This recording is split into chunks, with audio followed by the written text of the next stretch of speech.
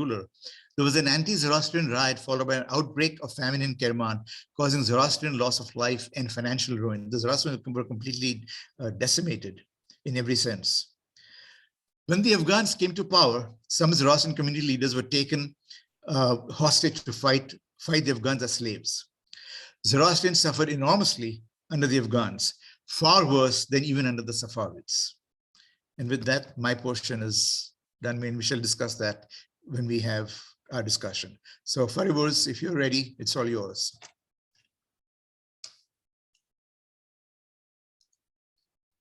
Okay, thank you. So we are going to talk today about some freedom fighters.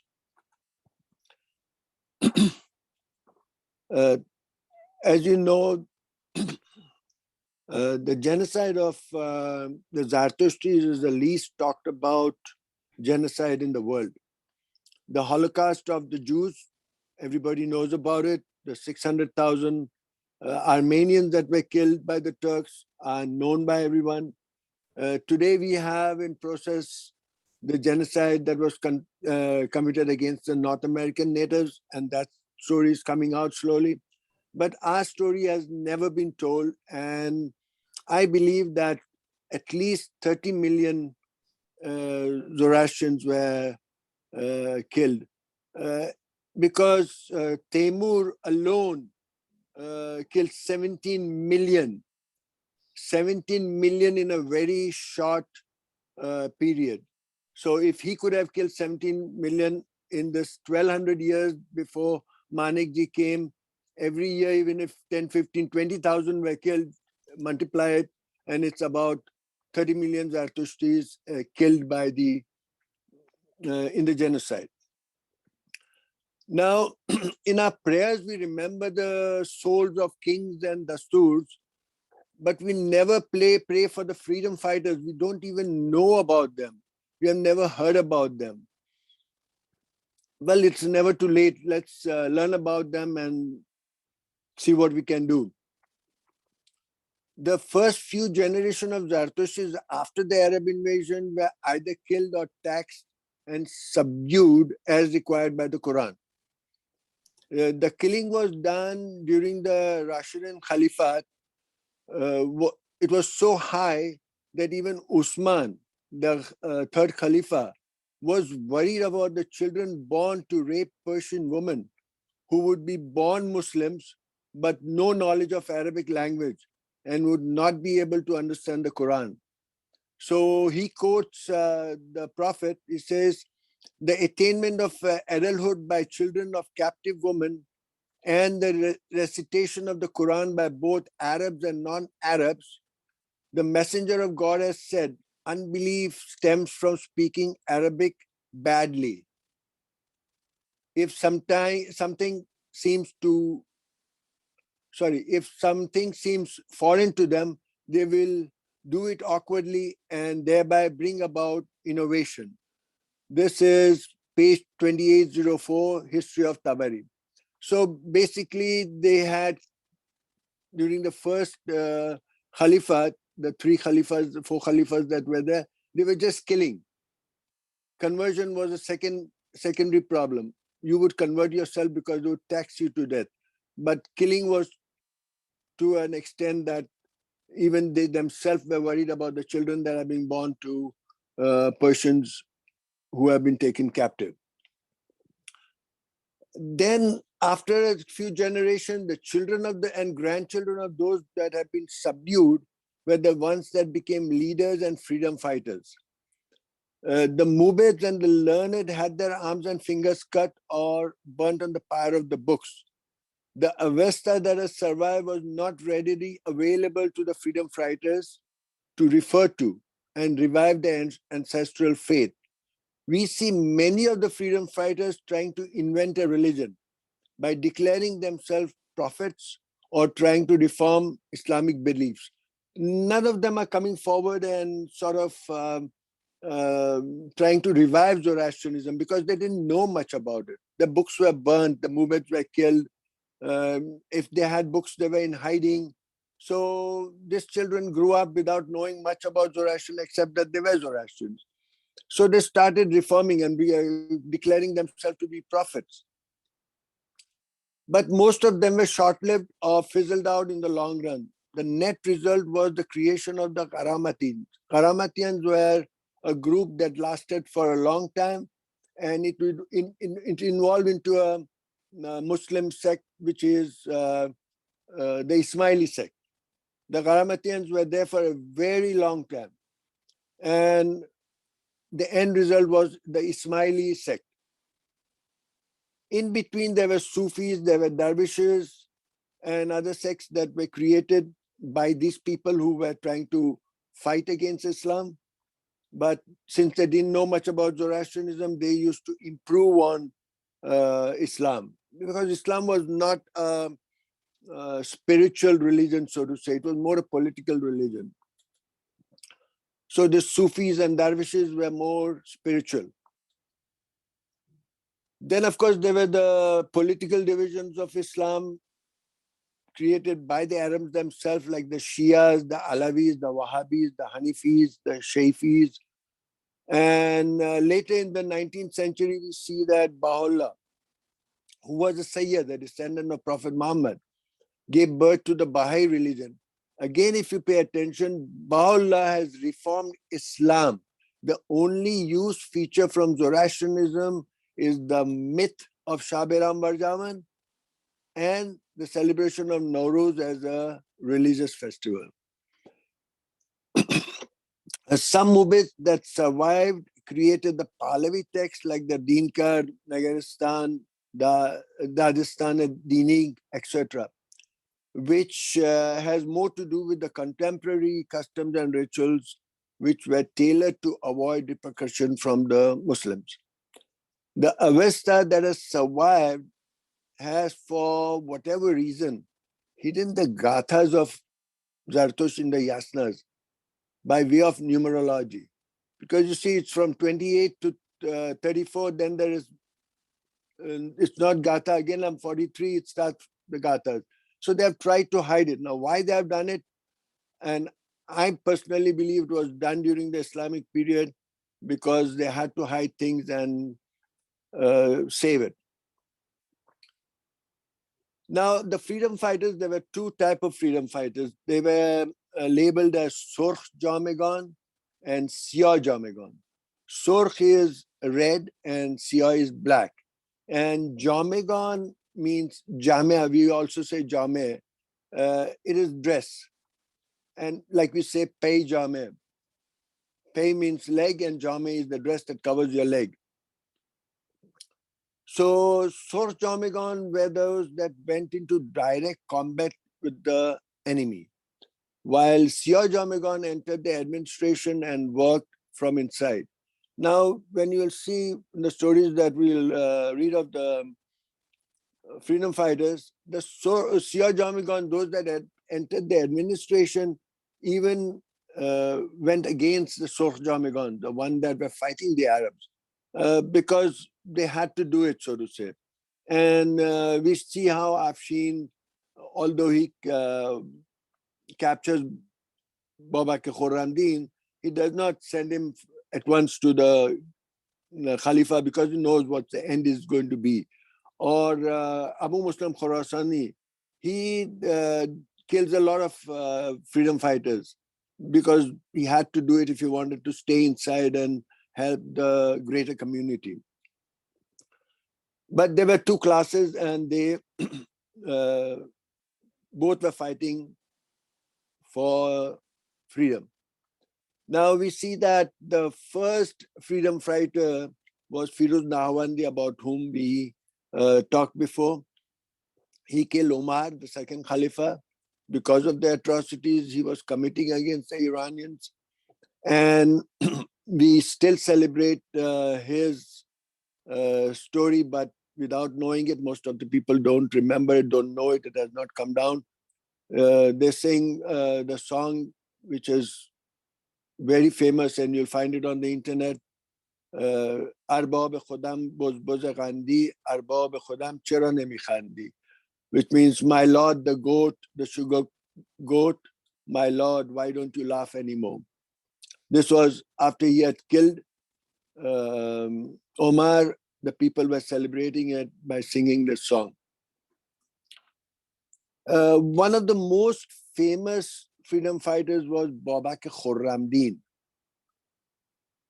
Babak was, but before Babak became famous, there were many uprisings in Azerbaijan, Ray, Hamadan, Armenia, Gorgan, and everywhere. But they were short-lived. Babak's fight lasted 21 years. He fought the Arabs for 21 years, and according to Tabari's estimate, he killed 255,000 Arab soldiers. This is the estimate given by Tabari. Babak was a thorn in the eyes of the invaders. As such, he has been villainized with sarcasm and hostility by Arab writers and historians. His mother Mahru has been called one-eyed. His father Mehrdos, a vagabond, and Babak himself a drug addict and an illegitimate child. There are some of the profanities commonly used by Arabs between themselves. Babak seized the castles at strategic point, and nationalists from everywhere joined him. He invited everyone to join him. He made Azerbaijan his base. He fought during the reign of 2 Khalifas against them, and scores of commanders and governors. He fought them and defeated them, and some of them were dismissed by the Khalifa for incompetence. Many of them he had killed. And finally comes the time when Khalifa Mu'tasim becomes a Khalifa, and he engages a Persian ruler, Qaidar Qawus Afshin. Afshin was a ruler of Khorasan who had converted to Islam to keep his territory and rule over his people, so that he thought it's better that way than to fight them. He was a commander and helped the Arabs in their campaign in Egypt. And so Mu'tasim appointed him saw his ability, so he appointed him as the governor of Azerbaijan and paid Afshin lavishly when he went on campaigns. Now, why did he bring him from Khorasan to Azerbaijan? Because he saw he's a capable commander and he might be able to get rid of Babak.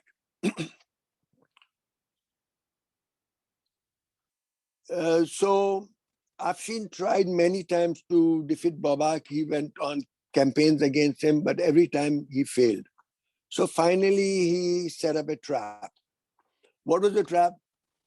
A large amount of money was coming from Khalifa Mu'tasim to pay his troops. Afshin had captured some of Babak's spies.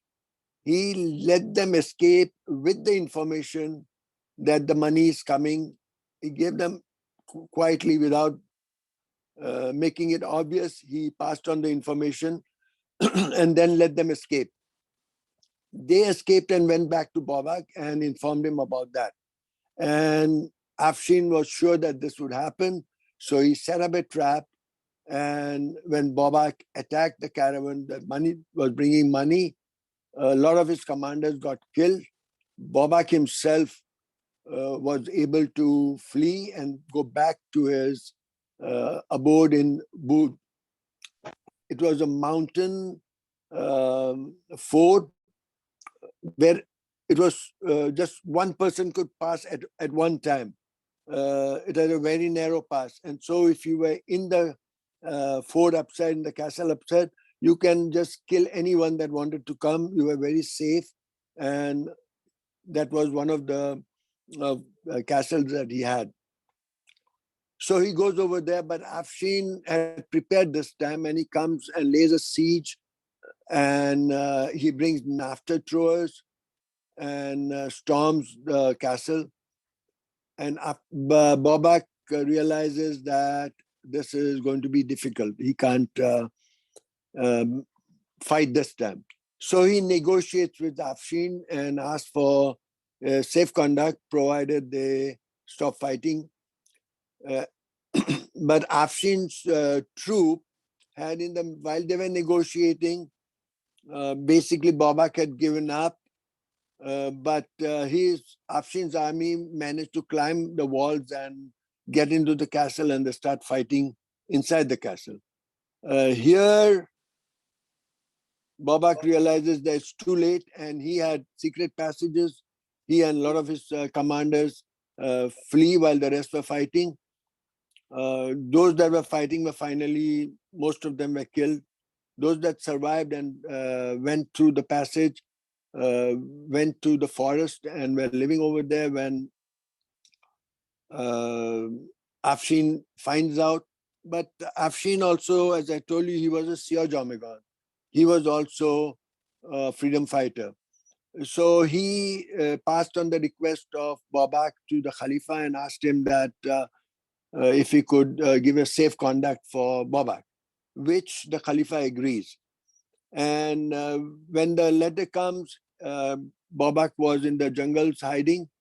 So he finds two of his soldiers, the Khorramdinis, and passes on the letter with a letter from Babak's son, and he sends it to Babak. But Babak, without opening the letter, rejects it and flees.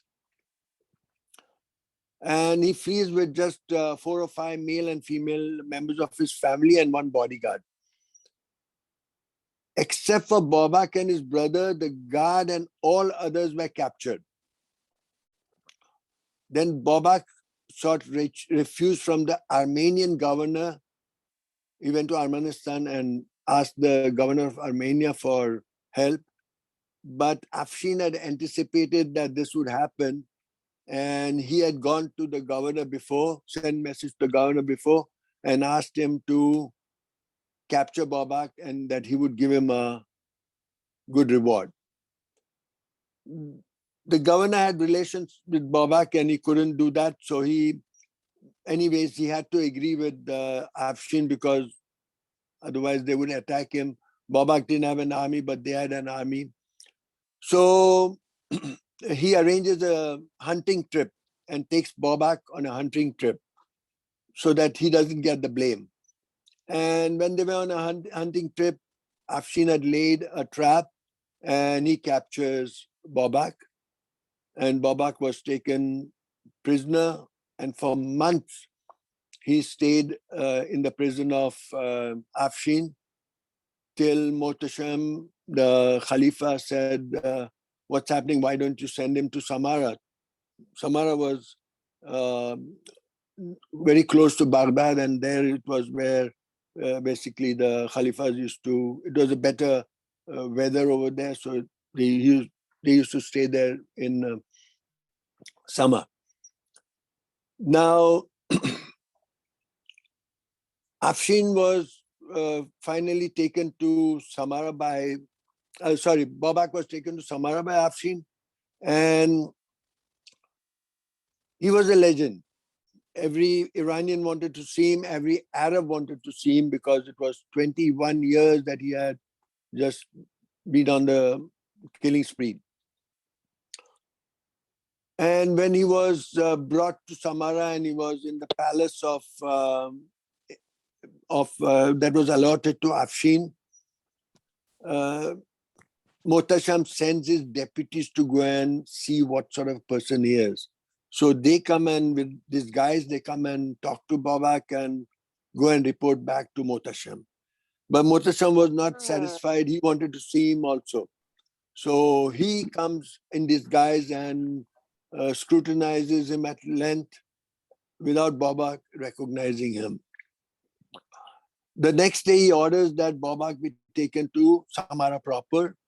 And people had gathered to see him, so they put him on an elephant so that everyone can see him, and they transport him in chain on an elephant to the Khalifa's palace in Samarra.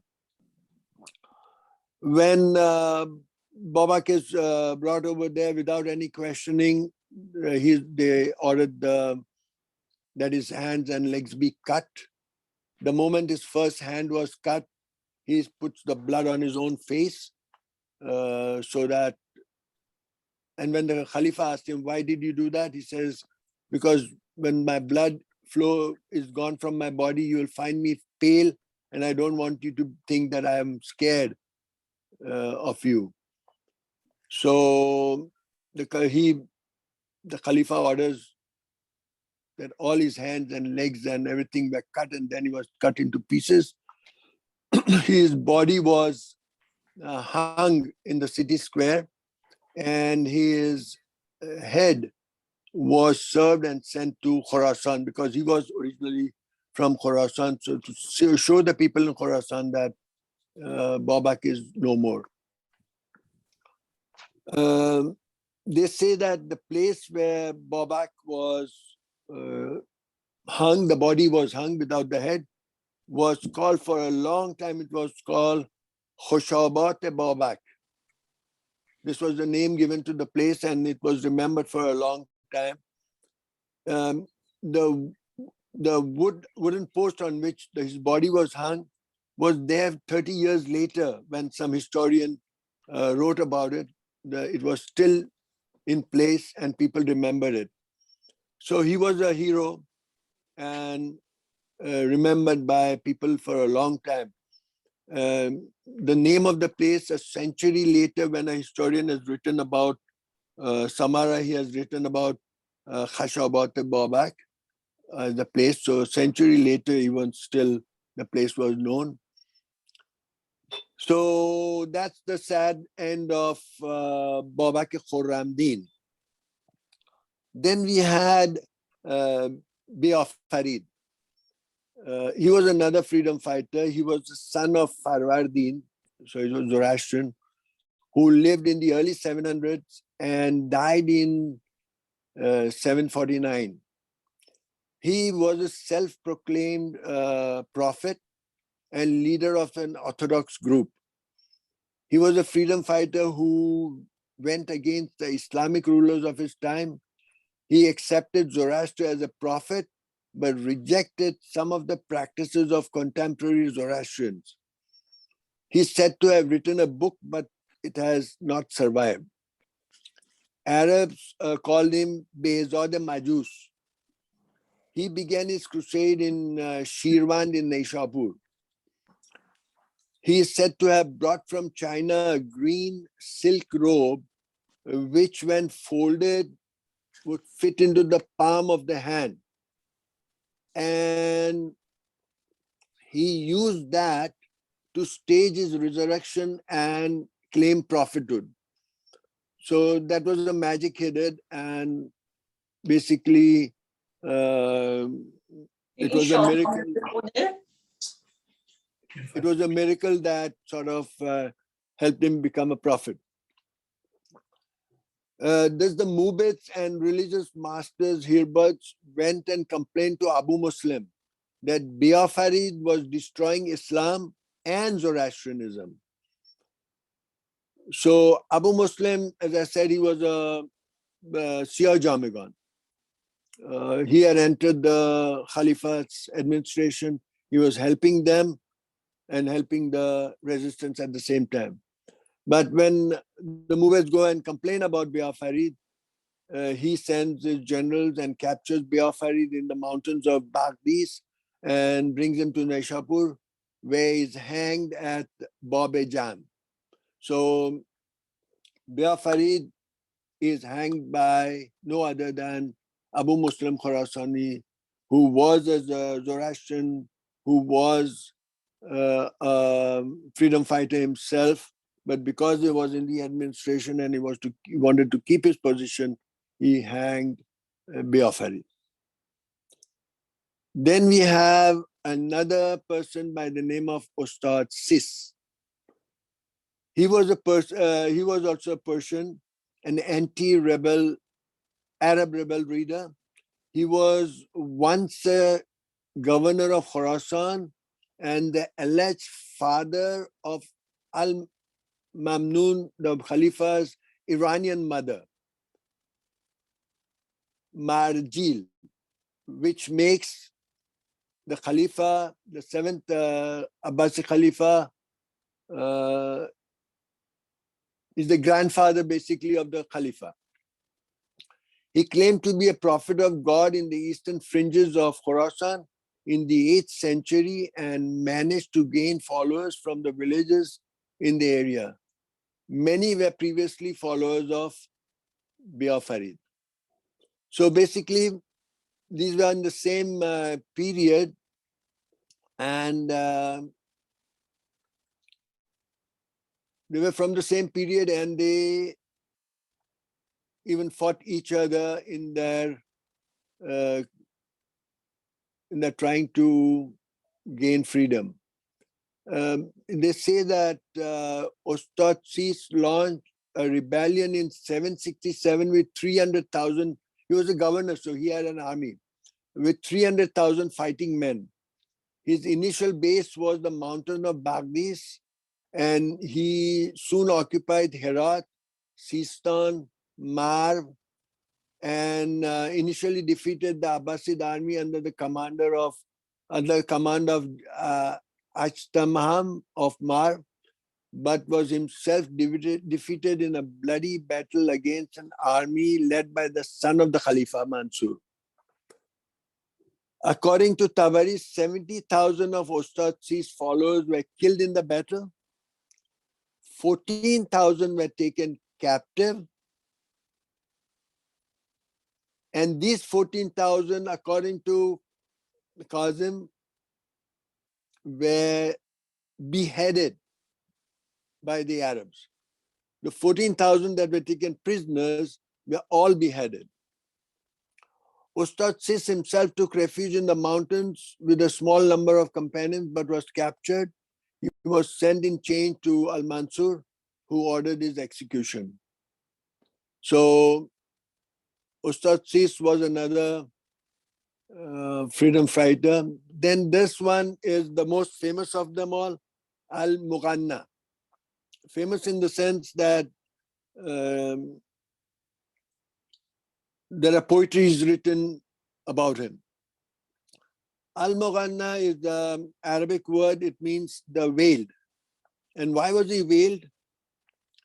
He was a chemist, and in one of his experiments, the chemical burns his face. And so to cover that, he always had a veil. He was an Iranian from Balkh in Afghanistan who became a commander of the army of Abu Muslim. When Abu Muslim Khorasani was murdered, he claimed to be the incarnation of God and that Prophet Muhammad had passed it on to him via Ali ibn Abu Talib and Abu Muslim. So basically, he made up a story that he's the reincarnation of all of these people, and he mixed up everything and he became the final incarnation. His followers wore white in opposition to the Abbasids who wore black. He used his knowledge of chemistry to engage in miracles and by that gain followers. He was instrumental in formation of the Khorramdin army, which were led by Babak Khorramdin later on. When Hashem started raiding towns and mosques and looting their possession, his actual name was Hashem. So when he started raiding mosques and looting their possessions, the Abbasids sent several commanders to crush his rebellion. Finally, he was surrounded while in a fort in Kesh. And so he poisoned himself rather than surrender to the Abbasids. After his death, his army still existed. He had a huge army, so it existed till the 12th century. Now, Napoleon Bonaparte wrote a 2-page short story about Al-Muqanna called The Masked Prophet. So he wrote about the masked prophet, Napoleon Bonaparte. And Thomas More immortalized him in his poem Lala Rokh, titled The Veiled Prophet of Khorasan. So he is famous in history, made famous by Napoleon and Thomas More both. So these were some of them. Now we have another one called Sandpod, or as some people say, it is the same Sinbad, the sailor, whose story has been taken from, developed from him. Sandpad was the Iranian nobleman from the Ashkanian house of Karen. If you remember, the Ashkanian house of Karen was very strong during even the Sasanian periods. They were governors, and they were the ones that basically caused the chaos and the downfall of the Sasanian Empire when they became for a king for a short time. They defeated the Sasanians. They were just generals under one province, and they were working with the Sasanians for 300 years, but then they come and want to overtake the empire which they had lost before. So it's from the same house that Sanpad was there. He was called Firuze Sepahbad. So he was, his name was Firuz, and he was the general, the victorious general, and he captured Naishapur, Homs, Ray, and he seized the treasures of Abu Muslim stored in Ray and distributed them among his supporters from Jabal and Tabaristan. So when Abu Muslim was killed, he went and captured all the treasures that Abu Muslim had collected in all those long periods that he was working with the Khalifas. He preached that Abu Muslim did not die, and when Mansur, the Khalifa, wanted to slay him, he chanted God's name and turned into a white dove and flew away. This is the story that has been said about Sanpad. The Khalifa sent a force of 10,000 strong men under Jawahar. They clashed with Sanpad between Hamadan, Ray, and Ray. Sanpad was defeated and his army slaughtered. According to historian Ibn Esfandiar, the bone of the dead was still on the ground in 912. This happened in 755, 100 and odd years later. When they went to the battlefield, the bones of the people killed were there because the whole army was slaughtered over there. Sanpad fled to Tabaristan, where he was killed by his own cousin for being disrespectful. He didn't pay enough respect to his cousin, so his cousin sort of killed him. And there are other reports that no, he killed him not because of disrespect, but because he wanted to lay his hand on the treasures of Abu Muslim, which was in the hand of Sanpad. So we talked about a lot of them. Now this one is another one. He is Abul Fad al-Isfahani. This is an interesting one. He is known as Isfahani Mahdi. You know, Shabaram Vajawan, the Shias were always waiting for Shabaram Vajawan, and they called him Mahdi. And they were trying to get that Mahdi at every occasion. Even now in Iran, they are trying to get Mahdi, and he's supposed to be in the well in Jamaran.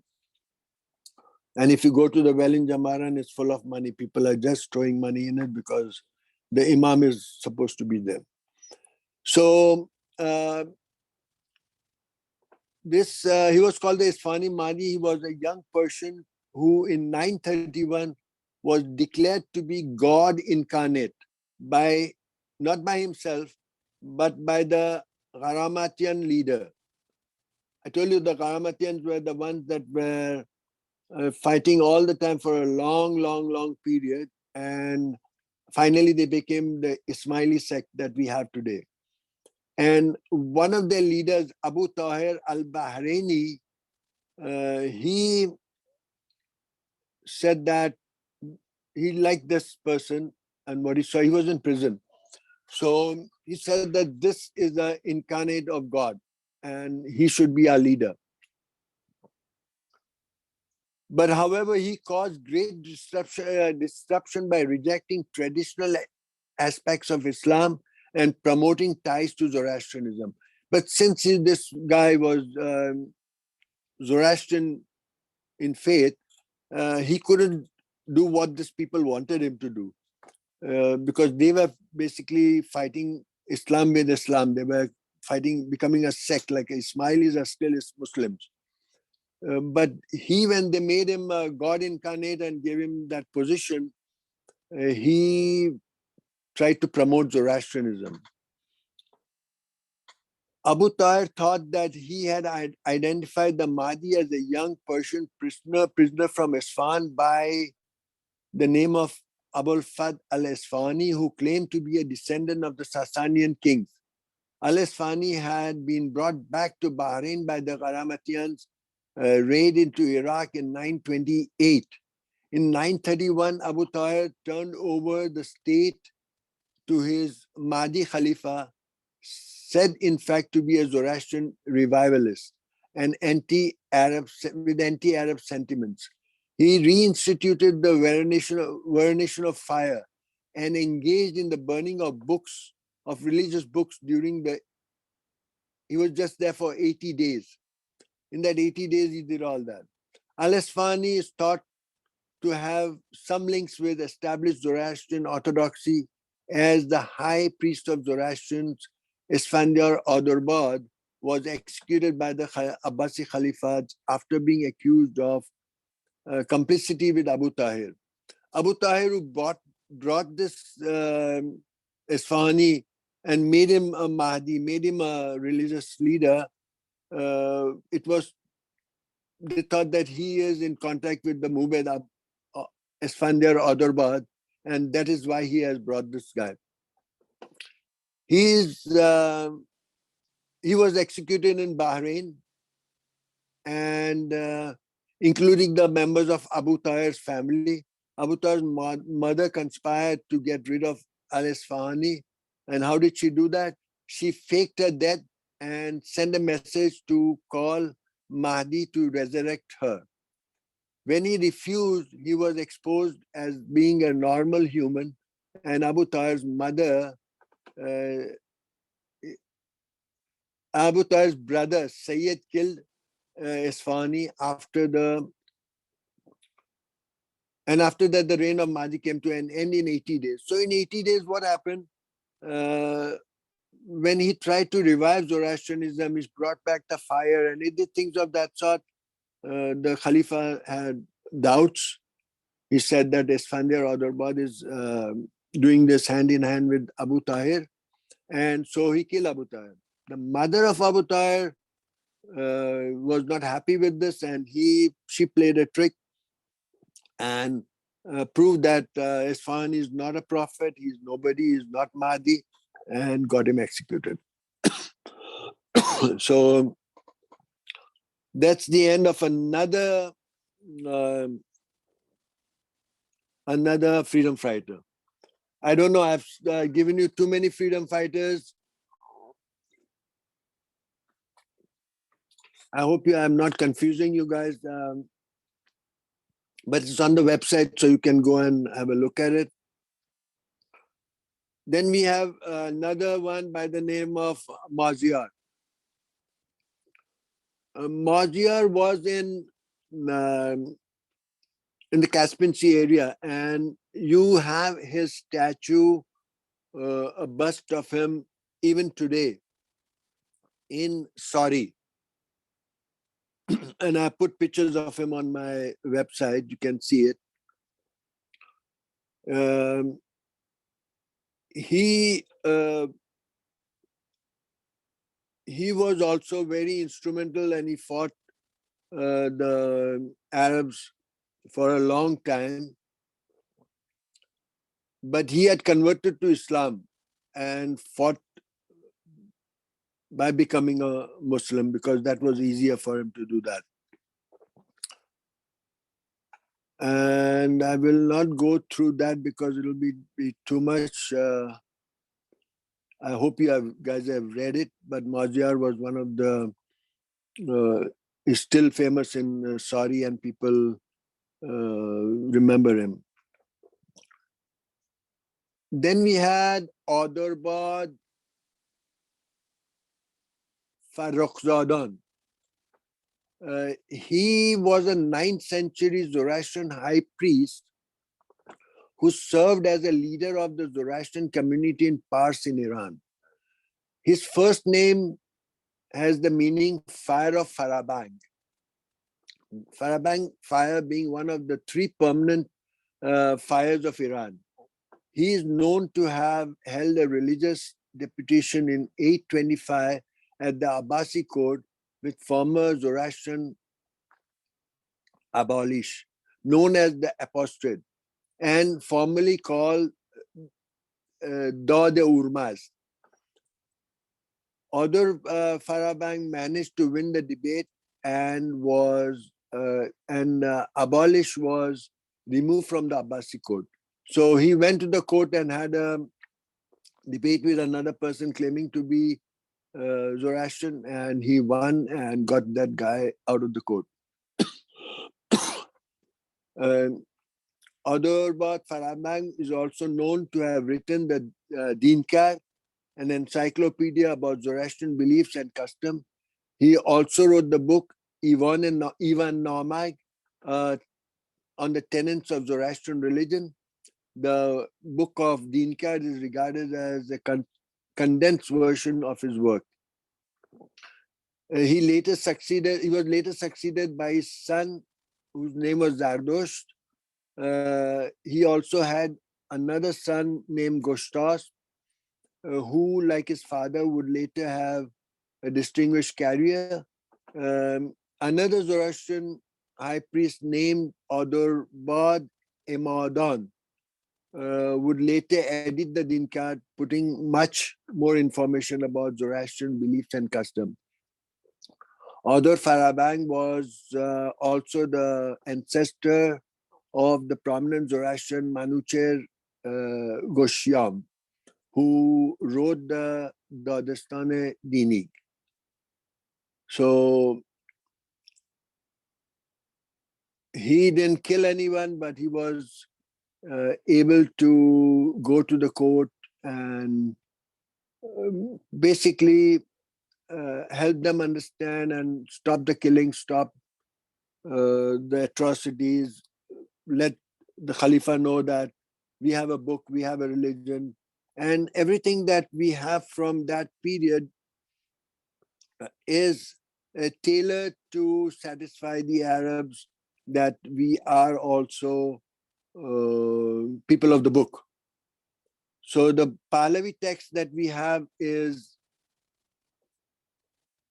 a result of what these leaders and Mubeds and other people wanted to do to satisfy the ruling Arabs and get a better position with them compared to what the Jews and the Christians were getting, and we were not. So the good thing that they have done is gone to the court, live with the rulers and try to earn us some favor. So I think I will, because time is short, so I'll leave it to there. The genocide of an ethnic cleansing, you have it on the website, you can read it, and how the Zoroastrians were treated in Yazd in the 1800s. That's written by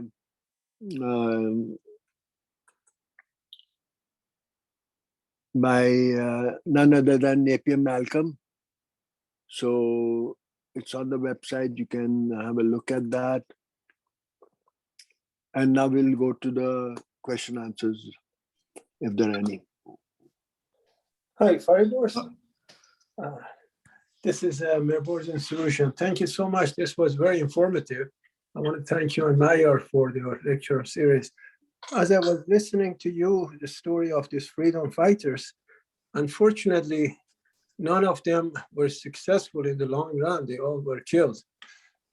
As we reflect over the collective, of this group in the Islamic period and compare them to pre-Islamic, that we had notable freedom fighters like Kaveh, Arash, who were successful and who ushered in, movements. What is your assessment? Why was that none of them could really plan it right and execute it correctly? Was the environment different? What was it this time around that they all had a very, unsavory fate at the end? Like they say, as most ke bar most. It is we who worked against ourselves. Babak Khorramdin, after 21 years of keeping his fight, he was defeated by Iranian, Afshin. Yes. And Afshin was a freedom fighter himself. He was a Shia Jamagan.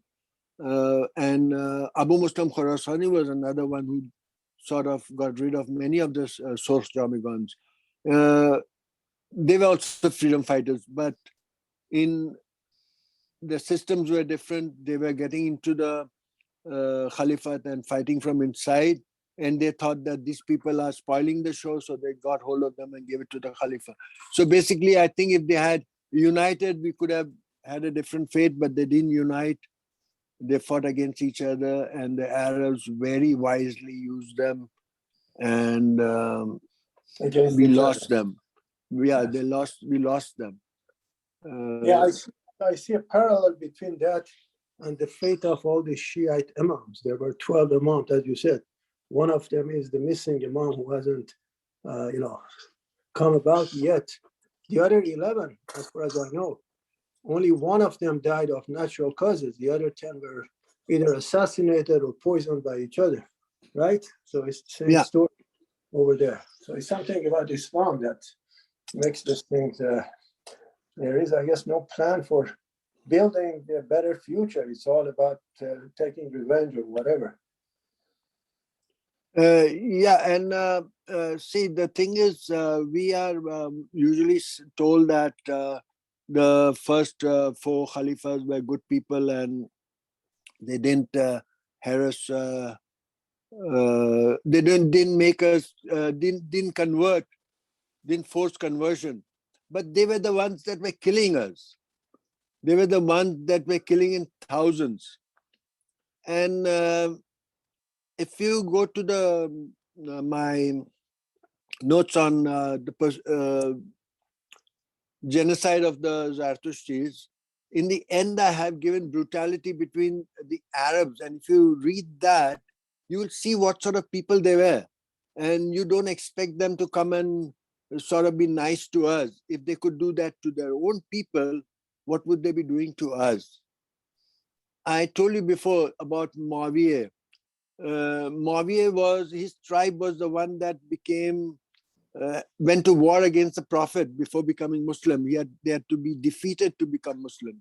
And when in the battle, the uncle of the Prophet gets killed, Muawiyah's mother, Hind, she goes and cuts open the chest of the Prophet's uncle and eats and bites the liver.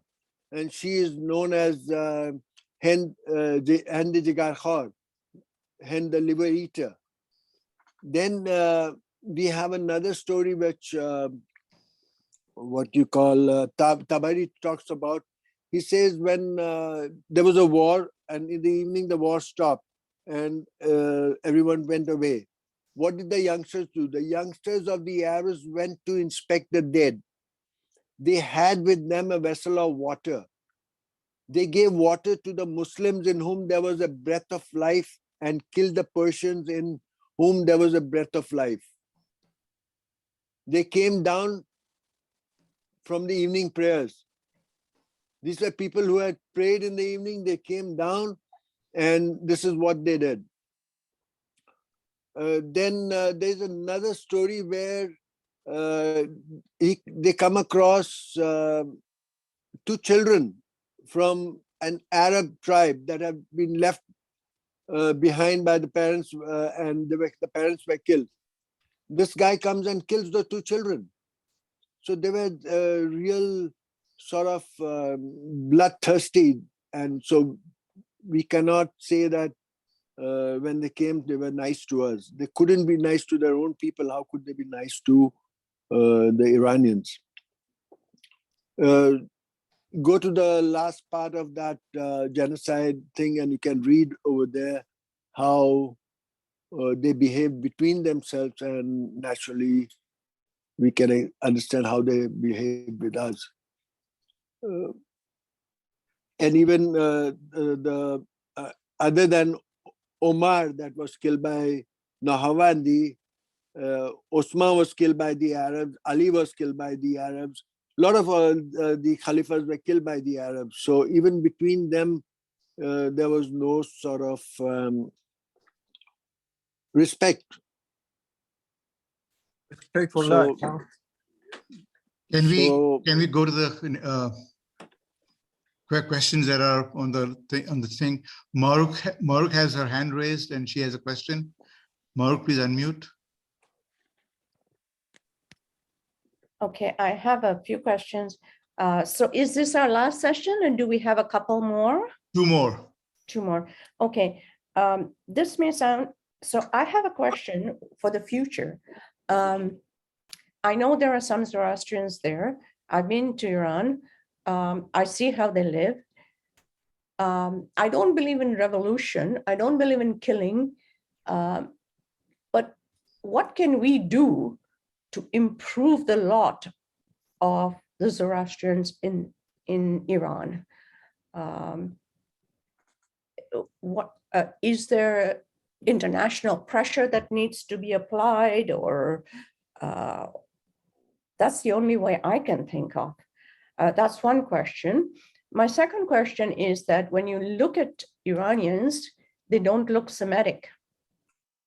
So if they killed off the children of the Persian women, how do these people get to look so genetically Persian? And my last question is there something wrong with the IZS link? Because I cannot register for the next session, which is the Shahnameh. Nothing is going through. I think that will... That last question is for Tunton, if you can answer that. How do I get a hold of him? Our He's website there. is down right now. We are coming up with a new website, so it should be up shortly. Maruk, you did send me an email. I forwarded on to Bomi, and Bomi will get in touch with you shortly with an application. Oh, I thought I was doing something wrong there. Okay, thank you very much for addressing that. No problem. Now, as far as the question on Iranians today in Iran, the Iranians today in Iran are no worse than the Iranians themselves. Today, all Iranians are in the same boat. But Everybody- apparently they still have problems being able to own land. No, not No? now. No, not now. I personally feel that this is the best period in our Okay. history, in the Okay. sense that Khomeini has done a big service to us. He has exposed Islam to the Iranians. People have realized what Islam is. In this 40 years, they have seen if the mullahs are this, who are the go-between God and the people, this is what they are doing. It has exposed Islam. And today we have more respect in Iran than ever we had.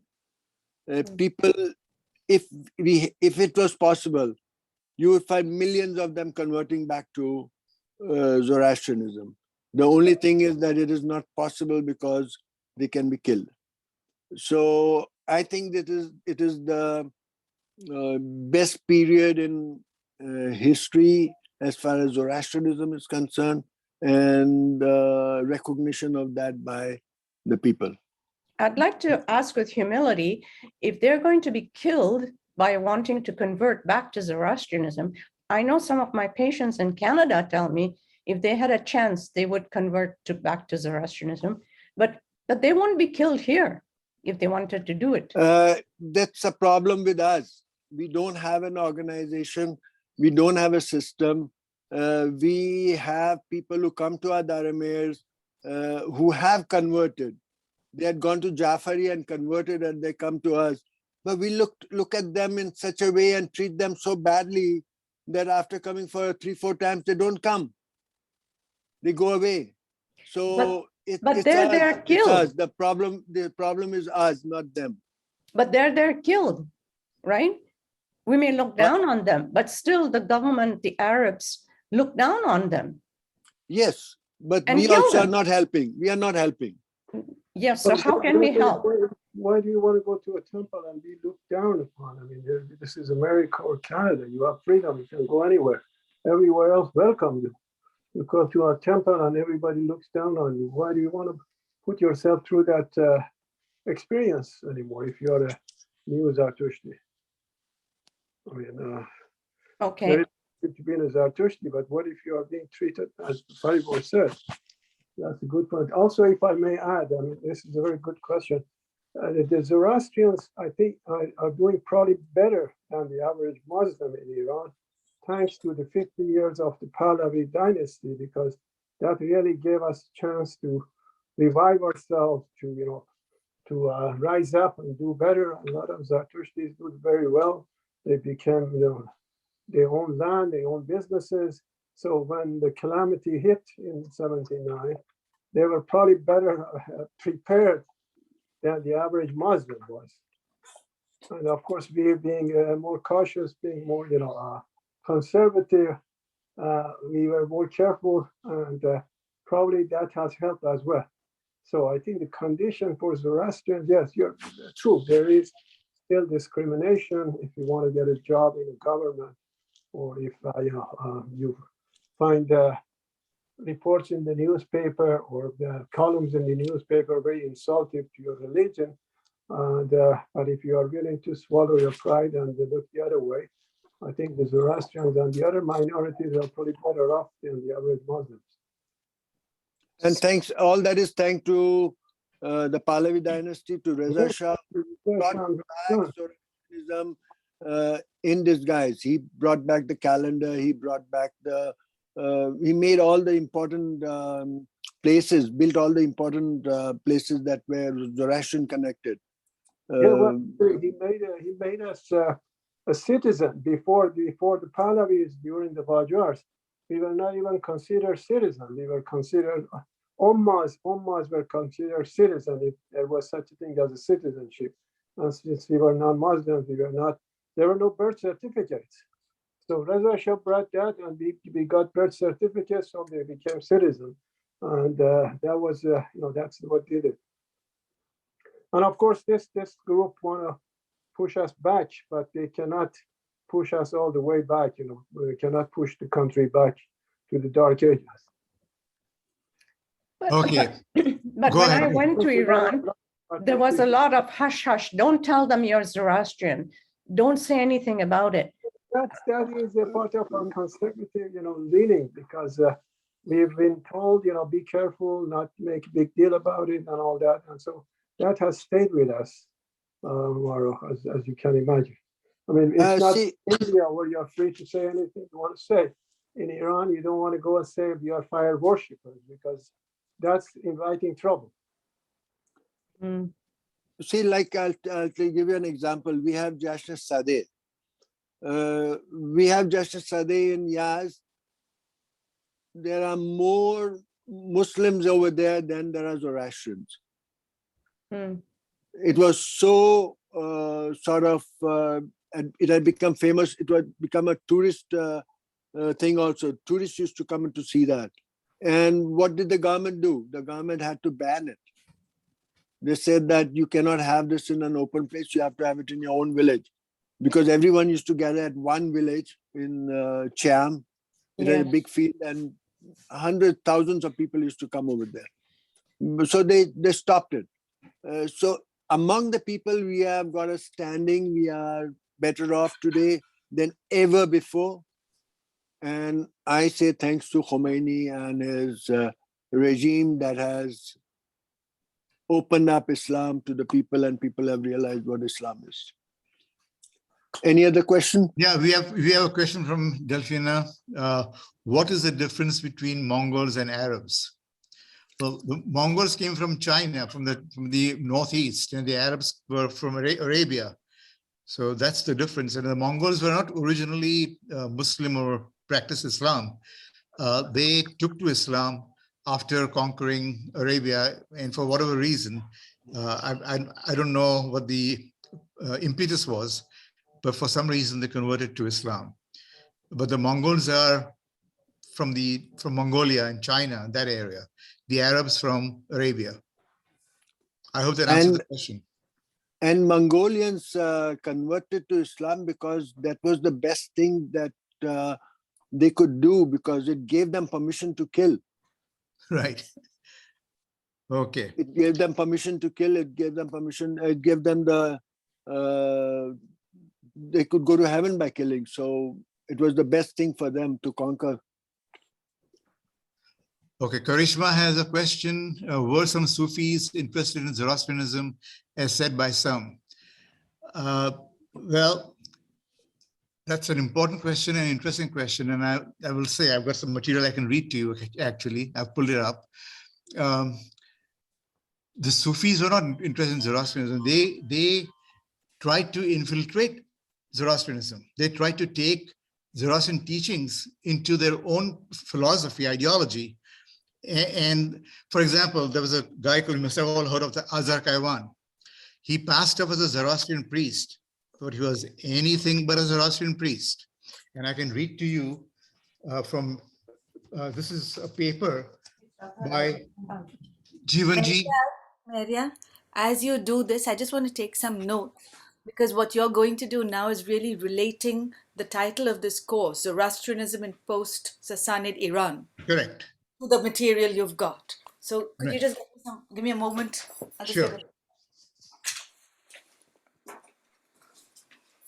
Mazyar, while you're waiting, there is a very interesting poet in the Shahnameh, Ferdowsi, in his last letter of Farrukhzad, which talks about that the race issue that you were asked, Mongols, it's about what happens to the future of Iran with all these races mixing together. That's very eye-opening, what he said 1,000 years ago. Okay, Karishma, you ready? Okay, so this is a paper, I'm reading from a paper by Jivanji Jamshedji Modi. This is not, and he was a scholar, you know Jivanji Jamshedji Modi, you heard of him gazillion times, you know who he was a priest and a scholar at the same time. And he's written a paper, and this is from the Journal of the Kama Oriental Institute, written in 1932. And he says, of course, it's just a big article, a big paper. I can't read the whole thing, but I'll read some select points.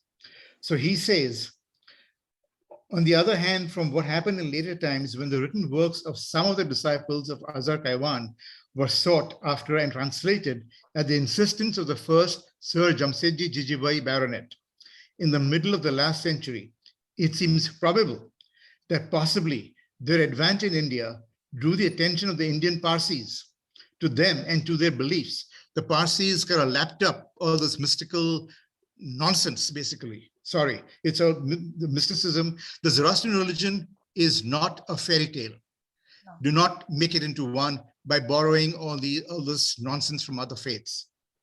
So all the members of the party were in a mystic frame of mind. It seems probable that it was a religious fervor of the time in the Mughal court of Akbar that drew them here. Then he says, this is very important. We talk about the deserty. The late Mr. Shariarji Dadabai Bharucha, who was also a priest, who studied the subject of the deserty thoroughly, nearly a century after the first discussion on it, thus sums up his views, quote, "It is erroneous to reckon the deserty as one of the genuine Zoroastrian writings, as it is neither coeval with the Avesta, means that does not have no relationship with the Avesta, nor with the writings of the earlier Sasanian times. It is decidedly a production of still later times. Although its teaching is professedly antagonistic to the Mosaic Jewish, the Christian, the Manichaean, the Mazdakian, and the Mohammedan doctrines, it does not also wholly agree with all the doctrines of Zoroastrianism. Its tendency is more towards the Hindu, Buddhistic, and Platonic philosophies. For example, it prohibits the use of animal flesh as food and encourages asceticism, something that Zarathustra was vehemently opposed to. Self-mortification, another objection of Zarathustra. Celibacy, another objection. And renouncement of the world. Its treatment of the dead body by washing it with pure and rose water and interring or burning it is diametrically opposed to that of Zoroastrianism, to which all these methods are repugnant. Now let me read to you from Mary Boyce. Maryar, this book that you're referring to, the Sufi influenced It's a paper by Jivan. But he's referring to some writing by Shariarji Bharucha. Shariarji Darabhai Bharucha. Thank you. Okay, so let's look at, okay. In their perplexity, this is Mary Boyce from her book, Zoroastrians, the Religious Beliefs and Practices. In their perplexity, the Parsis persuaded 3 priests to enter the list. This is the Sufi thing. But they added to confusion by producing basically different defenses. 2 of them betrayed orthodoxy by turning for help to the Desertir, a work now generally regarded as a literary forgery, produced probably within a Persian Sufi sect and having only the most tenuous connections with Zoroastrianism. A manuscript of it had been brought back from Iran by Mullah Qaus, and it was published in Bombay in 1818 by his son Mullah Feroz, arousing great interest. It consists of a text in an artificial language with elements taken from Indian and Iranian dialects and a largely Persian grammar, and a Persian translation of this studiously free from Arabic words. And it purports to contain the sayings of 14 successive prophets from Mahabharata to first, anyway. So the point being, the Desertir is a forgery. It's, in fact, if you look at Tarparwala's Gatha works, translations, and in his explanation of Ha 49.11, he actually talks about the Desertir, that the Desertir is considered a forgery. And this was a point I made a few months back when there was on another program. So again, Sufism is all this mystical, strange masters nobody has seen, nobody can hear, nobody can talk to. The Zoroastrian religion is not a fairy tale. Please accept that and understand that very clearly. May I make a request, Maryar? Sure. Since this course is titled Zoroastrianism in post-Sasanian Iran, make us some of these points tracing anything back to time points or changes, because this is very interesting. Most people do not have the references that you've got. So thank you so much. You're welcome. Very good. Mazyar, when I ask some question, thank you. This was really good, all the references. So you didn't make any specific reference to like Ilm Khoshnu or Pandul movement. How is it you are provoking me. I did not want to go there. Well, I realize the passion in your speech, so I might as well ask you. You're provoking me. You're provoking. It's my pet peeve. One of my many pet peeves that the Parsis have about our religion. The Ilm Shnum and all those things, they come from theosophy. If you, and we can spend hours talking about this, which we won't. We can set up another time for another program. But I think you should. I mean, that's what Krishna said. This is post-Sasanian. We should have a conversation. But I don't know if there'll be if others are interested. If others are interested or not. But since you asked, I do want to make certain points.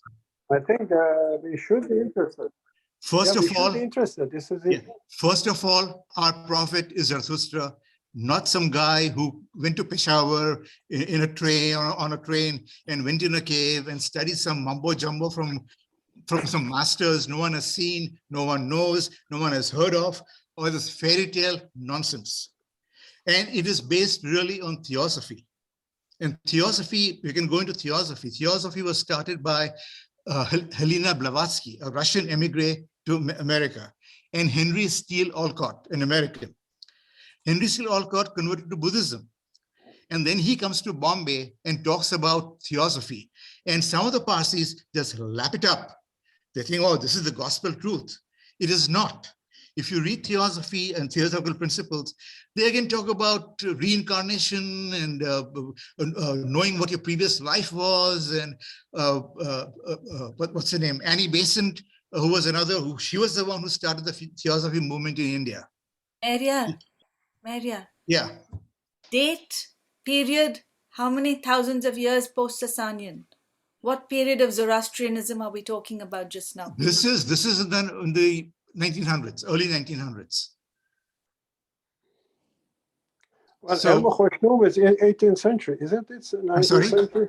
I'm sorry, Wasn't what? Elba Khoshnoo in 19th century?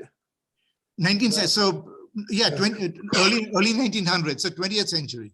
Right, okay. So anyway, this is all theosophical mumbo jumbo that has been taken into not eating meat, being a vegetarian, not enjoying life, not doing this, not doing that. Nothing Zoroastrian in that belief. I know there are some people who follow it as it's some divine truth. It is not. That is corrupting the Zoroastrian religion. Please stop it. All right, so where was I? No, thank you. That was good, Maya. Okay, I can. Idea of vibration. What is Oh that? God, no, don't get me into their vibrations. There is no such thing as vibrations. It's complete nonsense. Complete nonsense. Mazyar, just let's stay on the topic. I think we are deviating significantly. Okay, so let's talk about Zoroastrianism in post-Sasanian. Fair enough. Okay. Okay, so let's just. I was only answering. I understand. Yeah. Okay. All right. So let's go to the next question. We are hearing so much about Islam. Again, Karishma. We heard so much about Islam. What about Zoroastrianism quotations? Faribors? Oh, I didn't get the question. What's it? Okay, we are hearing so much about Islam here, but what about Zoroastrian quotations? Zoroastrianism is basically lost during that period because you see this, all the freedom fighters are claiming to be prophets and they're not reviving Zoroastrianism because the books were burnt and whatever was there was in hiding. So you don't have information among the people, and that's why all these things are coming up. All these branches are coming up. None of the freedom fighters were trying to bring back Zoroastrianism. Faripurs, John, may I take that question one small step further with your kind permission? Yeah. Again, since the course is Zoroastrianism in post-Sasanian Iran, you mentioned the Nilangistan, which is a text written, I think, in a similar time. This is where my history does fail me. Similar time to the Herbadistan. Now, these are texts that, for example, and I'll give you this as an example. Last time Mazyar quoted, well, he said, but didn't quite quote, that priests went in all directions and were told to teach people in other villages. Now, this is actually, from what little I have studied, a particular example of post-Sasanian Zoroastrianism, quoted, which we can quote from the Herbadistan, which states that priests were sent out, and these were what the priests were called the Herbads. So we do have this concept of travel, go to the neighboring village, or as far as you can travel in whatever time span, teach them, and then come back here. So that is the concept of how Zoroastrianism has been documented, and that's what I was hoping to hear more of. And then how things may have changed in Iran in terms of Zoroastrianism. Have you got anything you could share on this maybe? I have not seen anything, so I don't know, but from what I have read on other things, I see that they have been trying to make Zoroastrianism friendly to Islam. They're Ibrahimizing the Zoroastrian concept so that they can live with the Arabs, and the Arabs give them the benefit of the doubt and call them people of the book. And that is what has come down to us, especially in the Pahlavi text that we have in hand. Thank you, It has, Farid. it has nothing of pure Zoroastrianism in there anymore. It's all When trying you to. say not pure Zoroastrianism in them anymore, what are you quoting at that point? I mean, what part of the history of post-Sasanian Iran? No, I'm are you looking at the quoting books in that terms of we have from. Zoroastrianism? No, I'm looking at the books that we have in hand today from the Pahlavi text. Look at the Pahlavi text and you will find different from the Gathas. It's 100% different from the Gathas. And of course, I'm sorry to say that it has affected the Gathas in the sense the translators of the Gathas have taken these as, because this is what they first learned. The first manuscript that was translated was the Vandidat. So they have transferred this knowledge to the translations in the Gathas, and that's why that what the translations that we have are not pure. So what you're possibly referring to is again what Meheryar hinted at last time, possibly, and I'd like you to, if possible, clarify between you.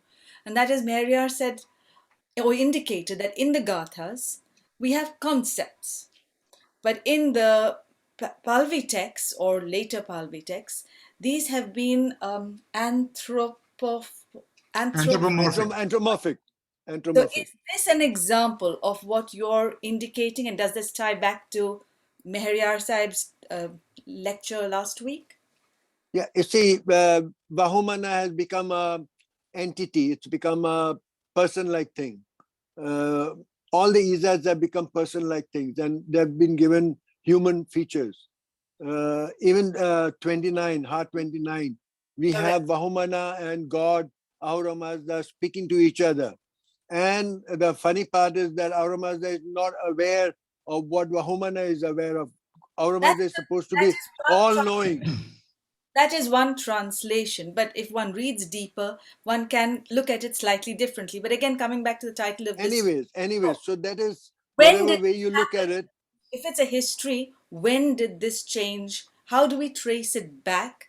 Which time point in post-Sasanian Iran can we trace this change in Zoroastrianism to? I don't think we have enough documents to be able to do that. But we can see the change from the Gathas to what we have today. Only thing is that you have to look at the Gathas differently, not the way we have been looking at it. The Gathas are poetic. They are figurative, they're allegorical, metaphorical. It's very rich in idiomatic language. And there was a reason that Zarathustra did that, because it was orally communicated. The Gathas at that time and for years after that were orally communicated. They were not written down. And so Zarathustra knew he was immensely brilliant. I mean, he was a phenomenal genius. And he understood that if you put words in idiomatic language, it tends to stay. We can recall poetry we learned in the first grade or the second grade, but we cannot recall texts that we studied as children. We can recall Shakespeare's dramas, some lines from his dramas, which are metaphorical or idiomatic. And so Zarathustra did that. When he uses the cow as a voice for humanity, it's a very brilliant idea. It is not some fun thing that he was playing with. It is just phenomenal. And that's what it is. And so to come to the other point that you were making, Karishma, about the conversion and was actually not started, but was reignited in the Sasanian times. I didn't use the word conversion. I was referring specifically to the Herbadistan, where we have verses that say the Erwad has traveled a certain distance to teach. That's all that's mentioned there. That's there. in the Yasna. It's also in the Yasna. It's also in the Yasna. In 60.11 or 12 or 10, I can't remember, but it's in Yasna 60 and also in Yasna 46 point something. I can send you the exact numbers if you want. I can do that. So in two areas, what you're saying is recorded. It's in the Yasna.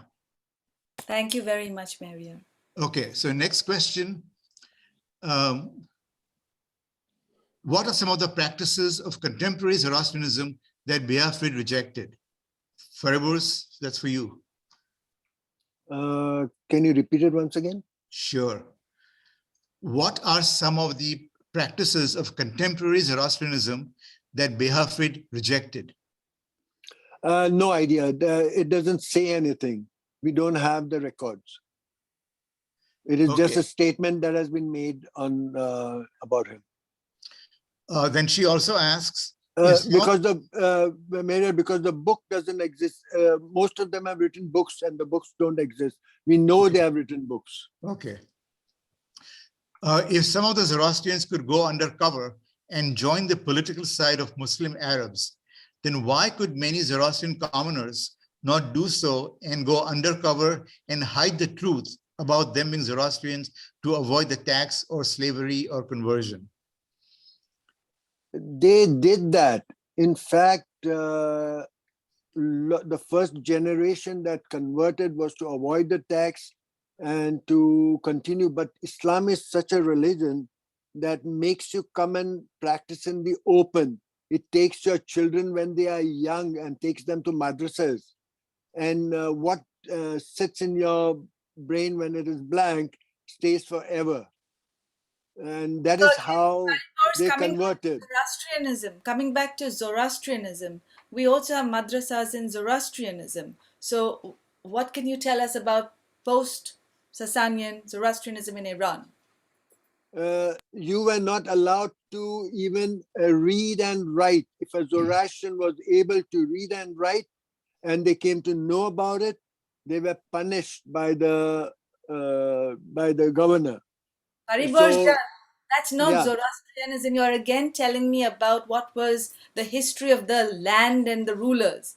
I'm interested in what is post-Sasanian Zoroastrianism in Iran.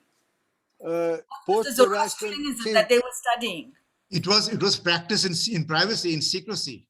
It was you could not practice it openly, because if you did that, your head would get lopped off. You were not supposed to be practicing. They would not let you practice. There was no way you could practice. Gahambars is an example. Gahambars were festivals that were in the fields, that were joyous festivals. You're celebrating an event in nature. You are celebrating a harvest. But because of what the Arabs did, you went down into the basement, head over there and did your prayers. It became a solemn ritual. From a happy ritual in the field became a solemn, and it became for the dead.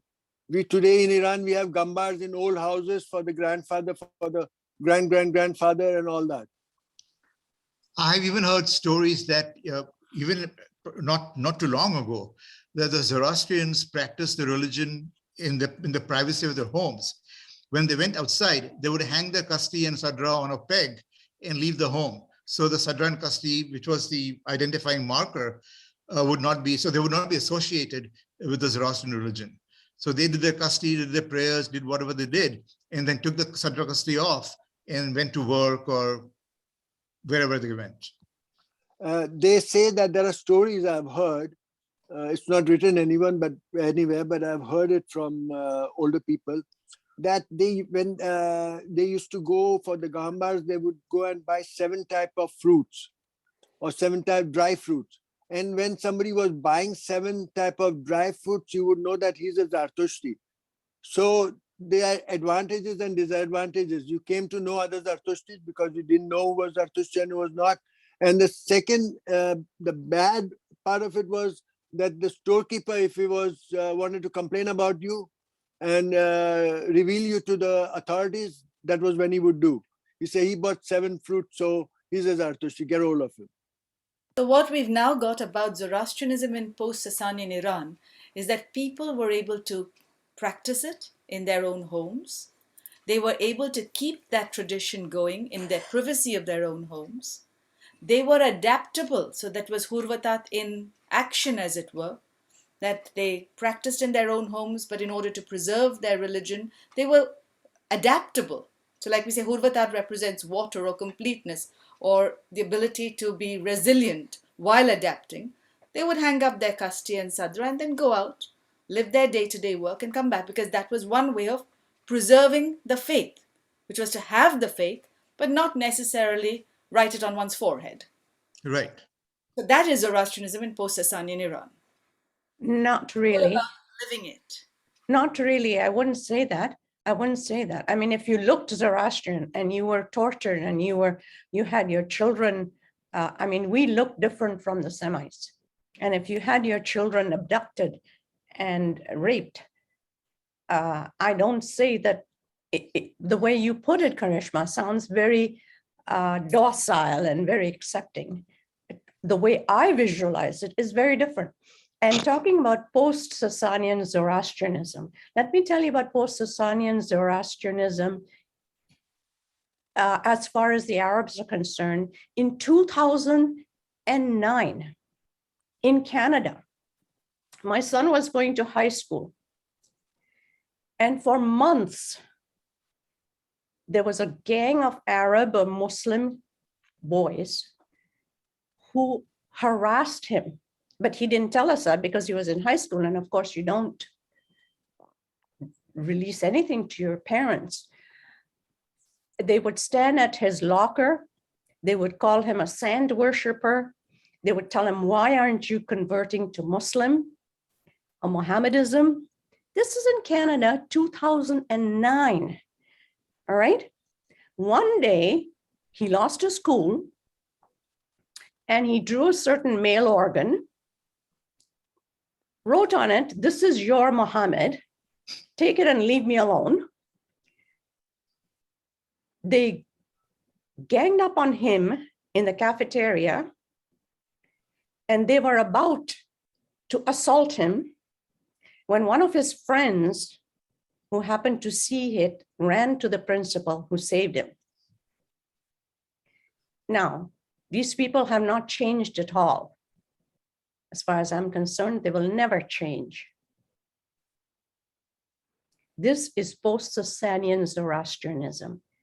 So I gave the teacher a huge lecture and explained to her that we had to leave our country to come to Canada, and I wasn't going to tolerate my son assaulted by a gang of thugs.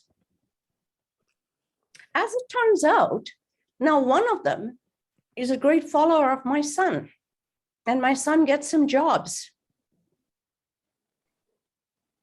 Well done, Maru. Yeah, they tried their best. Now, one more thing that Karishma, I would like to tell you is that whatever we practiced, whatever we did, we couldn't do it. And that is why only 7,711 people were counted by Manik Ji Limji Hataria. So whatever you practiced, whatever you did was gone. You were converted, you were killed. You didn't exist anymore. You were only 7,000 people. And where were they? They were in Yaz in the desert where there's no water, where no Muslim wants to go and live. They managed to live over there. They stayed over there. They preserved what they could. And the best part of it is this, that when the Parsis in India had questions, they were asking this 7,000 people. And the Riwayats are a proof of that. Thank you very much, Faribazjan. Maruk, what you said at the end, I would call Zoroastrianism in post-Sasanian Iran, which is your son gives a job to that person who has persecuted him. Yes. He's able to adapt, and that is for me Hurvatat in action. The completeness, the adaptability, the Vahukshatra within him that allows him that strength of character to give a job which feeds a family. Yes, of course. But you see, that's what they did in Iran too. They would go to Zoroastrian villages. At first, a few of them would enter the village, and then slowly they would take over their jobs. My son this person did not get into the doctorate program that my son got into. He's not going to take away my son's doctorate. but that's what they did to us in Iran. Okay, if we can move on. Freddie asked, is it possible to send us these interesting stories? I suppose the stories that Fariborz was narrating in brief with the other reading materials. I think it can be done. They're all on the website. They're all on the website. Karishma, again, what did he teach or differed in what way from previous or next teachers, please? I'm not sure who you mean, Karishma. What did he teach or differed in what way from previous or next teachers, please? It was what Fariborz was. I'll have to listen to it again, but I could write this question to you. Okay, all right. Let's move to Cyrus Mir. This is a question for Fariborz. What can we hope for with the recognition of the Zoroastrian genocide? Just like, see, history repeats itself. Unless you study history and you're aware of it. In 2009, like Mauro says, it's happening again in Canada. And we try to be politically correct and not talk about it. This, the Armenians, the Jews, and others who have undergone genocide are talking about it. They're not asking any punishment of the Germans or punishment of the Turks. It has to be recognized. It has to be talked about. So same thing, if we talk about our genocide and people know about it, it makes a difference. People will know in future what Islam is, what the Muslims can do, and how far they can go. They have gone so far as to convert and finish and kill an empire and leave only 7,000 people. That has to be told to the world. So if I understand this correctly, I think what you're saying is it's more for the widespread understanding of the decimation of Zoroastrian religion and culture, and less to do with any kind of political means. Of course, it's not politics, it's just history, and history has to be taught and has to be learned so that you don't see the repetition of it. Okay, Freddie Mirza has another question. Is it fair to say that nearly 80 to 90% of our scriptures were destroyed by the Mongols, and what we have at present is what was saved in Fars, Yezd, and Kerman? It was not just the Mongols who destroyed our literature and our heritage. It was all the dynasties from the beginning, bit by bit by bit by bit. There was more done later on by the Mongols and the Safavids and the Samanids and all those people. So it was an ongoing thing. And as Fariborz said, you could not write, you could not educate yourself, you could not talk about it. And as I mentioned, many of the books were written in privacy, and they were passed on from within the families. And so what we have, some of it, at least some of what we have, comes from those private writings. The reason I mentioned that is because I think in one of Mary Boyce's papers, she said that more destruction was done by the Genghis Khan hordes than ever before in history. Possible. Genghis Khan, in a sense, he did a lot of killing in a very short time. Yeah. He killed in that short period that he was in Iran, about 200 years or something.